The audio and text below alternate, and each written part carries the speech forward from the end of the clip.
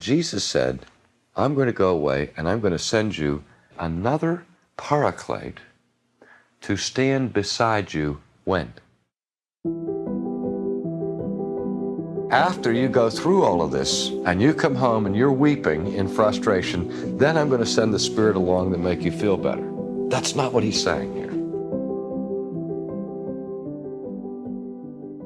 In the ancient world, a Paraclete was the title that was given to a defense attorney. And usually, the kind of defense attorney that a family was involved with on a permanent retainer basis. So that any time a person got in trouble, they could call upon their Paraclete to stand with them in the midst of the crisis.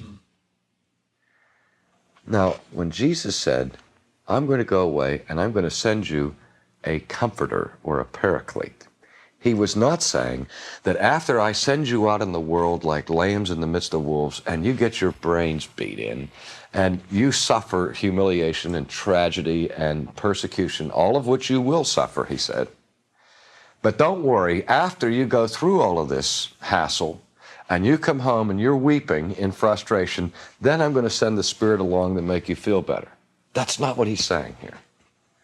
He's saying that I am going to send another Paraclete to stand beside you when?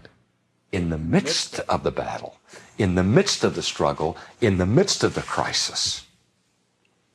In fact, the reason why the King James used the term comforter was that when the King James Version was written, the language of English at that time was much more closely tied to its Latin roots than it is today.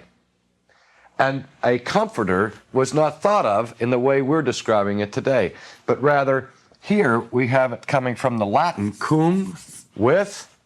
So a comforter is somebody who comes with. And so those of you that play the piano, forte, it's strength. If I say something is somebody's forte, that's their strong point. And so that a comforter is someone who comes with strength.